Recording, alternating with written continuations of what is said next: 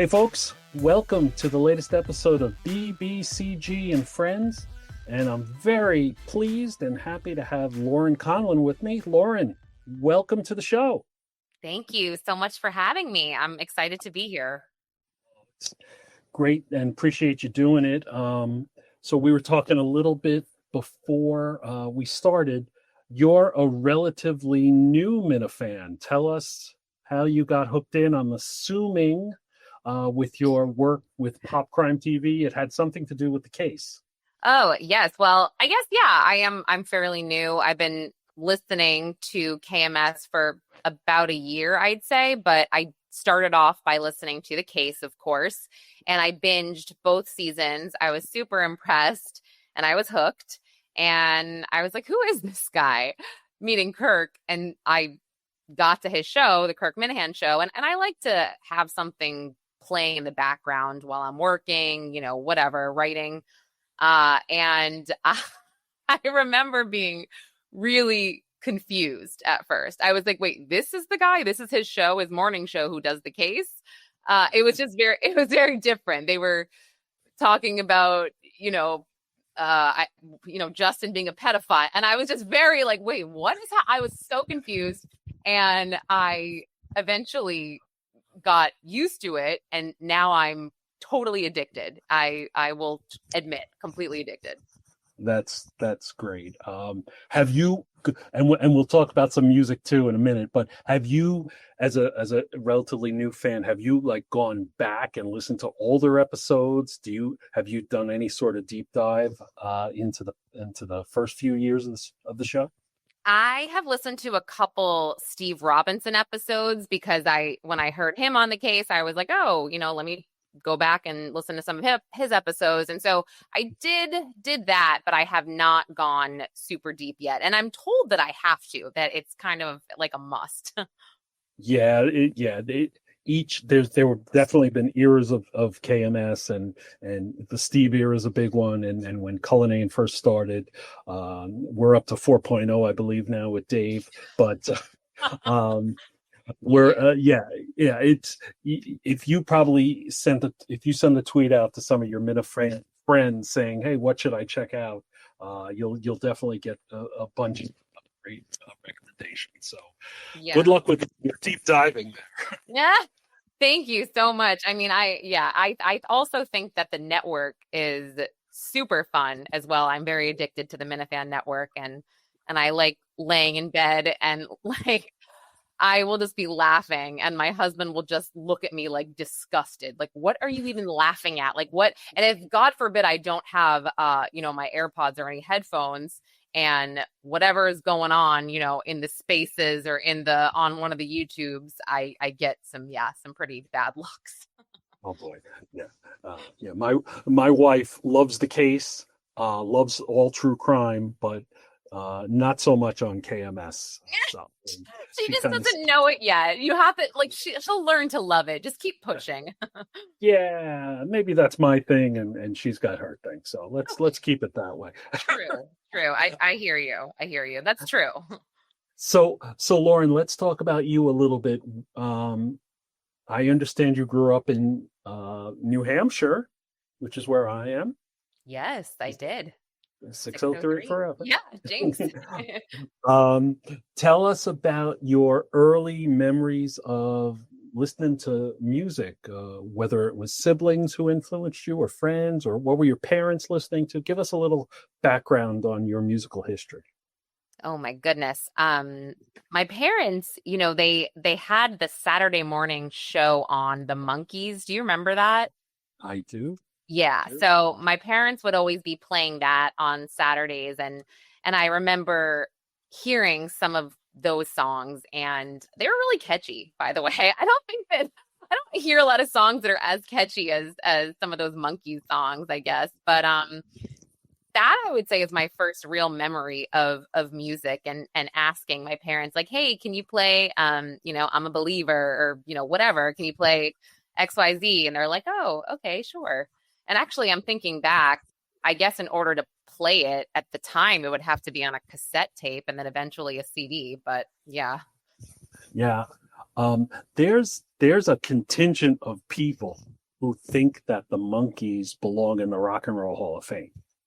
They're Mm. very, it's a very small but passionate crowd that think they deserve that honor. I'm a little mixed on that, but I certainly remember watching the show on. It was probably in syndication by the time I saw it. But yes, a lot of catchy songs. I'm a Believer is a great one. Uh, I'm trying to think of some others. Daydream Believer was another one, I think. Yeah, that was a Yeah. good one. That Daydream Believer. Sorry, I shouldn't sing, but yeah, that No, was a really good one. listen. Homecoming Queen. All right, nobody turn the podcast off. I promise not to do that again. But I've been known to sing so as well, so no worries. So what were they listening to? I mean, was it that kind of music from that era, like late '60s, early '70s, or was it a little later? my parents love oldies. They definitely always listen to, yeah, anything from the 60s and 70s. My dad is still to this day, he's a huge Bee Gees guy. So we still are constantly listening to Bee Gees playlists. I will make the playlist for him sometimes if I'm, going home for a long period of time in the summer. And I would say, yeah, it was mainly that. And then I also grew up as a musical theater kid. So I was always doing shows. And so we would, a lot of the time, pop a CD in whatever show I was in at the moment. But my dad was always a big, like, he is not a theater guy, but he was always a big fan of the music from Les Mis and the music of the Phantom of the Opera. Okay. Um, so your comment about the Bee Gees is interesting because it's going to lead me into my next question for you, but I'll just ruin it now. The next question is, what was the first CD or cassette that you, Lauren, went to the mall or the record store with the intention of buying because you had to have that album or that single? And the Bee Gees enter into this conversation as that was my first album that I went to the store to try to buy. And it was the album Main Course, which had Jive Talking and Nights on Broadway on it. Ah, that's so cool. Oh my gosh. Yeah. Well, wow, that's such a coincidence. I would say, oh gosh, you know what? I'm not embarrassed because I was a typical seventh grade girl. So, it was In Sync. I think it was I Want You Back or maybe Tearing Up My Heart. They're both on the same album, but it was that. And then I believe like right after that, it was Hit Me Baby One More Time. I really was your typical teeny bopper. I truly like I just embodied the teeny bopper. It's pathetic. So in 1998 or 1999, were you a Britney or a Christina girl? I was a Britney girl, and then I would say I I became a Christina girl probably by 2002. I sang one of Christina's songs for a school talent show, and my girlfriends did a dance in the background. I think I posted a clip on Twitter. Yeah, it was a good thing that I did not quit my day job. But I What song was it? it was Come On Over. I remember that one. Yep, Yeah. very catchy.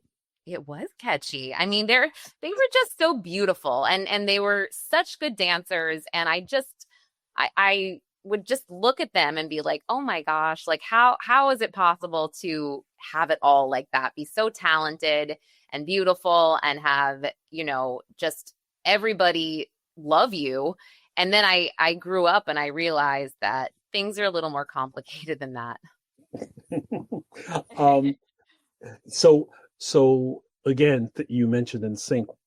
Were you fans of the Backstreet Boys? Mhm. Yes, actually, so I was a big fan of the Backstreet Boys as well, but NSYNC was my number one. I was also a huge fan of 98 Degrees, and I mean, I was a boy band girl. I was a teeny bopper, but I think it was back in 2022. I had an opportunity to host a podcast, and I was introduced to Jeff Timmons from 98 Degrees. And we ended up hosting a podcast together I mean, it was kind of a flop, unfortunately, but maybe it was 6 months, I'd say, maybe a little longer. But we had a big party in New York, and it was like I had to pinch myself because I used to kiss posters of him on my wall. And all of a sudden, he's my co-host. So I was like, oh, this is the best thing ever. Turns out it really, it wasn't the best thing ever. I mean, no offense to Jeff, he's amazing, but it just like, it was just not, it was kind of a flop, but yeah. And what was the podcast about? Well, it was called Millennials Revealed. And the goal was to just have, us doing these millennial throwbacks. I'm a millennial. And, we were just going to kind of talk about just the early 2000s and have different guests on that, were a big part of the early 2000s. So we did have some guests like, from O-Town, this other boy band. I think we had the woman, I forget her name. She played the voice of Tommy Pickles. But it was like, I mean, the idea of it was great, but the production quality was awful. So our production team kind of fell through and we were jerry-rigging it ourselves. It just was not ideal. But yeah, it was tough. It was a tough go, but I think that, with the proper support, it could have been great. But with Jeff is also a really private guy, and, he's happily married, and I'm over here just so nosy, and I can come across really gossipy sometimes. And I was like, I want to know, like, when you're on tour, how many girls did you sleep with? How many girls threw themselves at you? And he's like, I'm not going to answer that, Lauren. Like, and I was like, okay. So, it probably was better when we stopped. Yeah, I would totally be asking all those questions, so I don't blame you. Right. So with your love of pop, boy bands and Christina and Britney and the whole crew in the late 90s, early 2000s, tell us what your first concert was. Yes, well, no surprise. In 7th grade, my dad took me and 3 girlfriends to Boston. I think it was called the Fleet Center at that point. Does that sound right? The Fleet Center? Yeah. Yeah, now it's the TD Garden. Yeah. So he took us to the Fleet Center and we got to, going to school late the next day, but we saw NSYNC, and I think it was S Club 7 that opened for them as well. And it was amazing. I had the best time ever. And I can't say that I remained a teeny bopper. I think past maybe 9th or 10th grade, it kind of felt like I was getting too old, but I have really great memories from that concert. Who was your favorite member of the group? It was JC. I loved him. Okay. I thought he had the best voice, and I thought he was the sexiest. And I mean, I don't know if I thought he was sexy when I was 13, but he was on the Mickey Mouse Club, as was Justin as well. But I loved him. And actually, I'm thinking back on the Millennials podcast with Jeff Timmons. We interviewed Chris Kirkpatrick, and it was great. He was also great and shared some, fun tidbits. But I just remember thinking, oh, I wish we could get JC.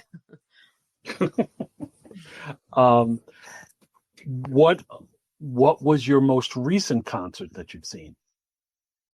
Oh, it's been a while, I think. So I think maybe around 2020 or before COVID, I saw Steely Dan play at the Beacon Theater on the West Side, and I love Steely Dan, but an old lady yelled at me for using my phone, and it put me in a bad mood.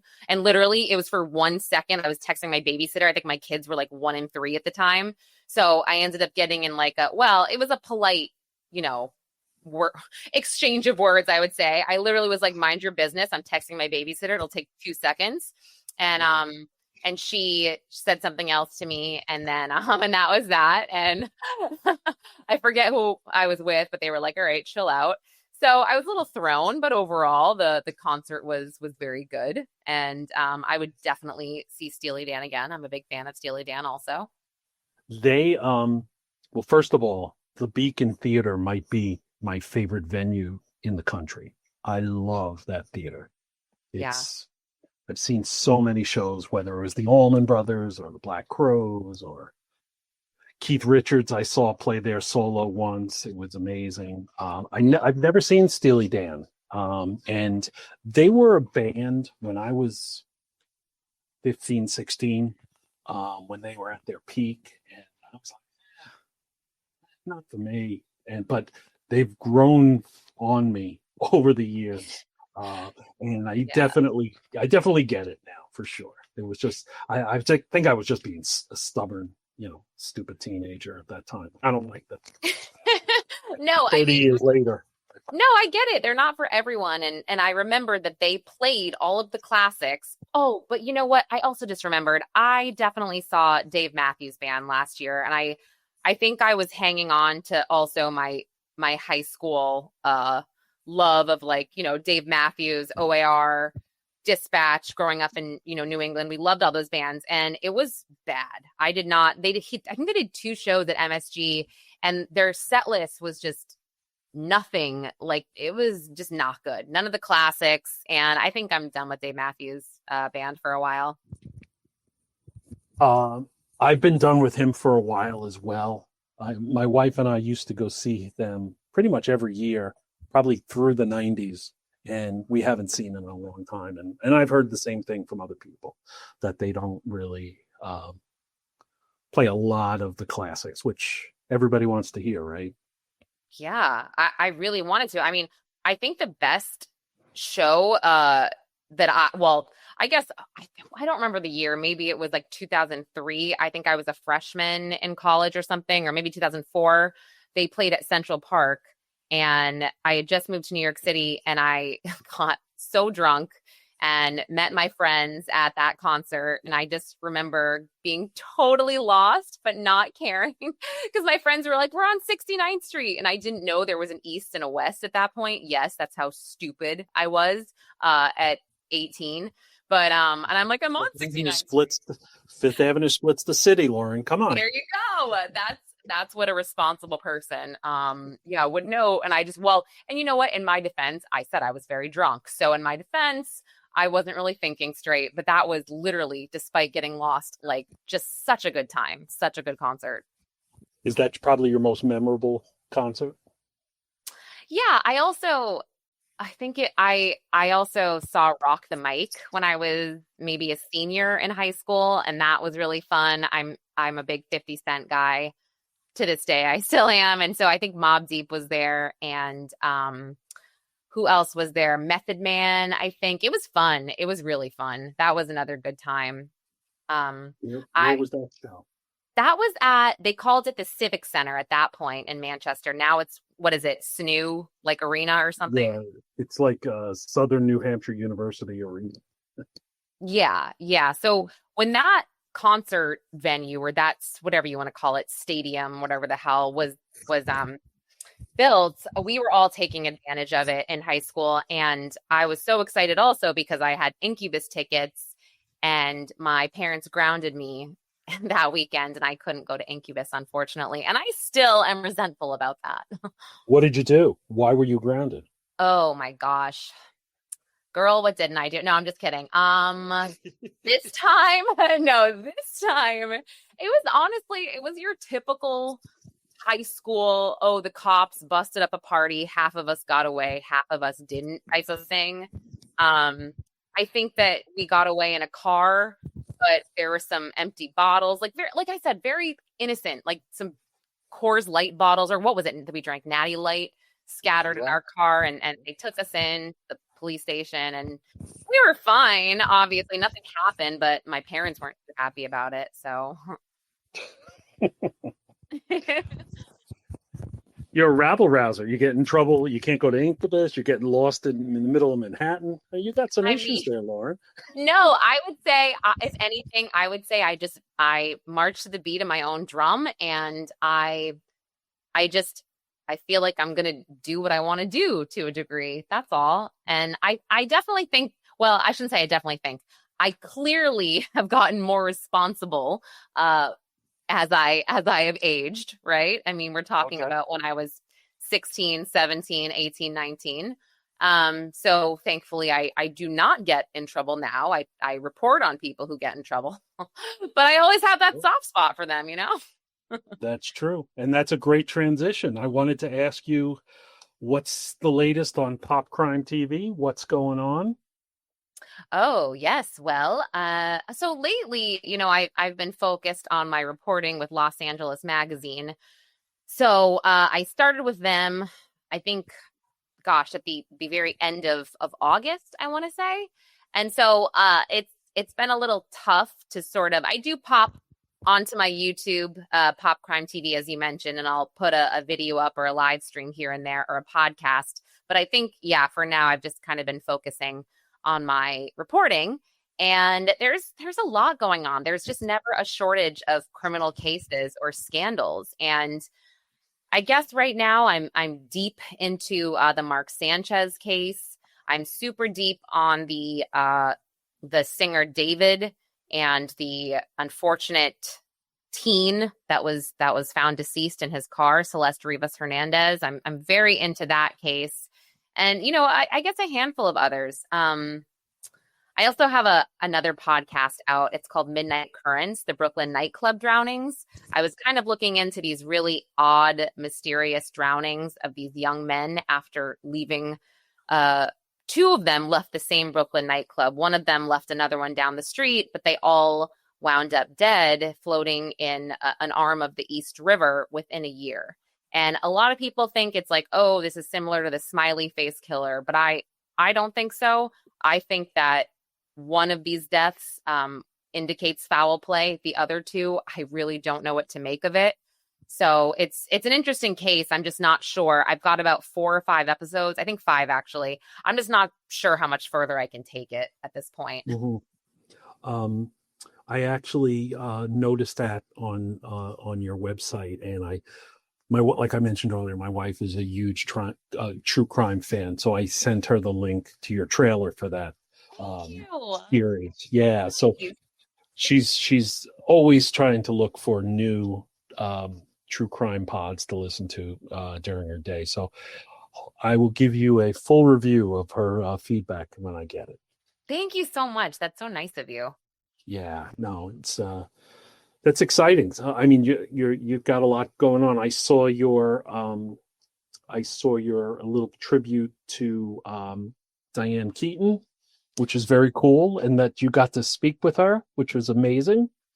Thank you. She was so nice and so friendly. And when I say we really laughed the whole time, listen, the whole time was 5 minutes. Okay. It was a junket. I had 5 minutes with her.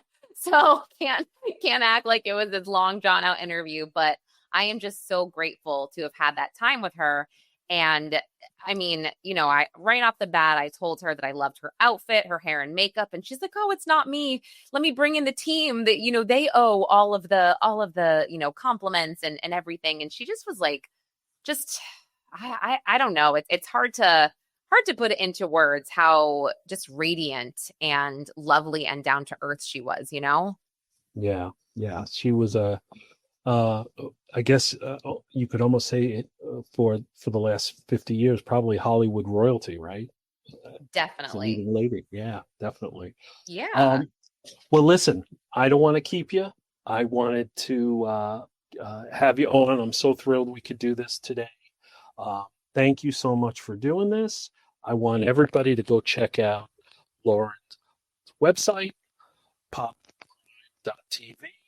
And of course, the Minifans are going to be asking, are you going to make an appearance at a future live event? Are you thinking about Laconia in March? Yeah. When there's a date set for Laconia, is it definitely in March? Is that definitely happening? I think I don't know if they gave an official date, but I know last year was early March, and I think Kirk had said it was going to be around the same time this coming March. Okay, well then I guess I have to.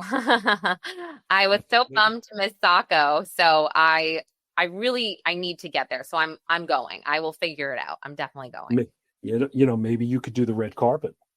Yeah, no way. I want to walk the red carpet. I'm so sick of watching them. All right, it's your night off. That's fine. Well, thanks again for doing this, and I want to thank the Minifan Network, Menners, of course, and obviously Kirk and Lauren. All the best. I appreciate you jumping. Have a great day. Thanks, everybody. Thank you.